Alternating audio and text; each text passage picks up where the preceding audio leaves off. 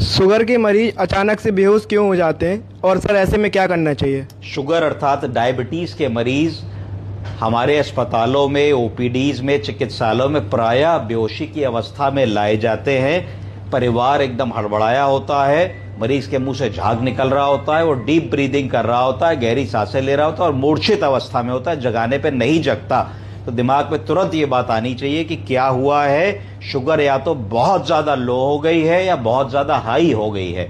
90% chance होता है कि शुगर लो हो गई होगी, इसको हाइपोग्लाइसीमिया कहते हैं। उसके लिए बहुत ही सरल सा टेस्ट है, तुरंत प्रिक मेथड से शुगर कर लीजिए ग्लूकोमीटर से, और अगर उनकी शुगर 50 से कम आई है तो इसका मतलब है कि उनका शुगर कम हो गया है, जिसको हाइपोग्लाइसीमिया कहते हैं। तुरंत हमें क्या करना होगा, एक आईवी लाइन स्टैब्लिश करनी होगी, इंट्रावेनस लाइन स्टैब्लिश करके 25% ग्लूकोज की ड्रिप लगानी होगी।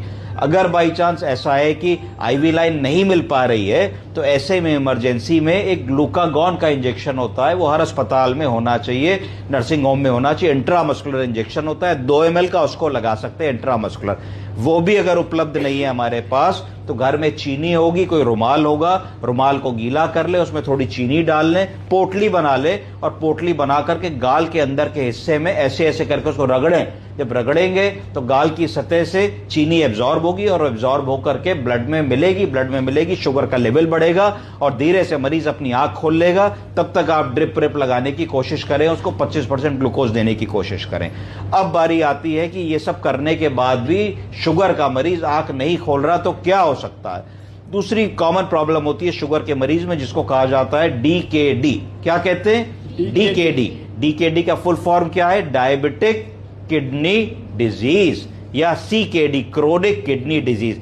प्रायः शुगर के मरीजों में देखा गया है कि शुगर लंबी बीमारी होती है, 10 साल चलती है, 20 साल चलती है, 30 साल चलती है, 40 साल चलती है, और आदमी कभी कभी स्टेप्स में काम करता है। कभी कभी उसका मन हुआ शुगर कंट्रोल करनी है तो महीने, 2 महीने, 6 महीने, साल भर बहुत सात्विक भोजन खाएगा, मीठा नहीं खाएगा, ब्रेड नहीं खाएगा, टेड फूड नहीं खाएगा, बेकरी प्रोडक्ट्स नहीं खाएगा, जिम जाएगा, फिजिकल एक्टिविटी करेगा, तो फिर वो अपने ढर्रे पे आ जाता है, फिर चावल खाना शुरू कर देगा, आलू खाना शुरू कर देगा।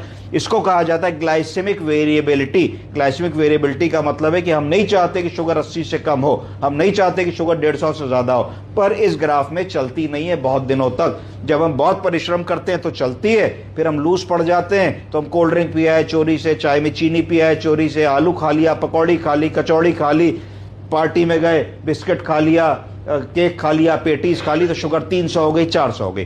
तो ये जो चोट पड़ती है शुगर की बीमारी की हमारी बॉडी के ऊपर अर्थात किडनियों के ऊपर, ग्लाइसेमिक वेरिएबिलिटी से, इससे किडनी के फंक्शन कम होने लगते हैं। जब किडनी का फंक्शन कम होने लगता है तो उसको किडनी डिजीज कह देते हैं। किडनी डिजीज 2 प्रकार की हो सकती है, एक 2 दिन में हो जाए और एक धीरे धीरे 10 साल में हो, क्योंकि किडनी की बीमारी की डिजीज धीरे धीरे 10 सालों में होती है, 15 सालों में होती है, तो इसको धीरे धीरे क्रोनिक किडनी डिजीज कहा जाता है। तो ये जो चोट किडनी पर लगी इससे क्रोनिक किडनी डिजीज होगी। अब क्या हुआ कि किडनी का काम है कि ब्लड की सफाई करे, जो भी हम खाना खा पी रहे हैं वो कुल मिला के एब्जॉर्ब होकर के ब्लड के माध्यम से ग्लूकोज, कार्बोहाइड्रेट, फैट और स्टार्च में ब्रेक होता है और शरीर में एनर्जी पहुंचाता है, और ब्लड को किडनी साफ करती है। जब ब्लड को साफ करती है तो वेस्ट प्रोडक्ट को पेशाब के माध्यम से हम बाहर एक्सक्रीट कर देते हैं। वेस्ट प्रोडक्ट क्या होता है? Blood urea, serum creatinine, blood urea nitrogen, ammonia, ये सारे वेस्ट होते हैं। जब किडनी धीरे धीरे बिगड़ने लगी तो क्या होने लगा कि हमारा जो वेस्ट का एक्सक्रीशन है वो पुअर हो गया।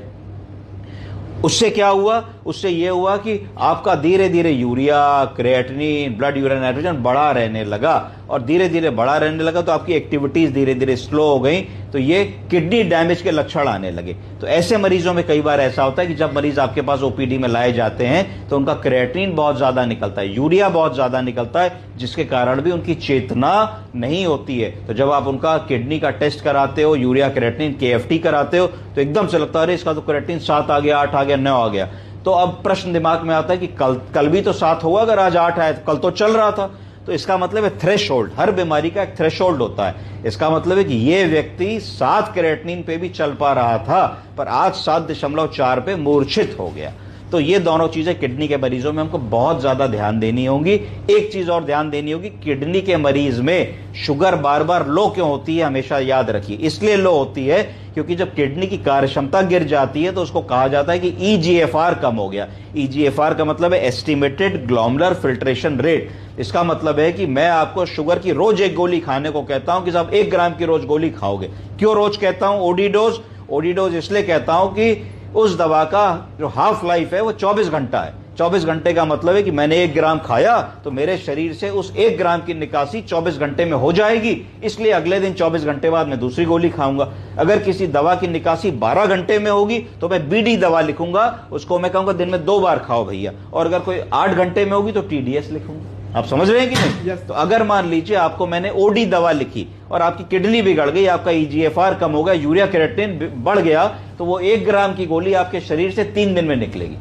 तो अर्थात आज आपने 1 ग्राम खाई और कल भी 1 ग्राम खा ली, तो कल जब 1 ग्राम खाई तो पहले दिन की 200 माइक्रोग्राम बची थी, तो आज 1.2 हो गई, कल 1.3 हो गई, परसों 1.4 हो गई। तो उसके कारण क्या हुआ कि जितनी दवा लिखी गई थी कुछ दिनों में क्यूमुलेटिव इफेक्ट की वजह से आपके शरीर में उस दवा की मात्रा आपके ना जाने हुए भी बढ़ गई।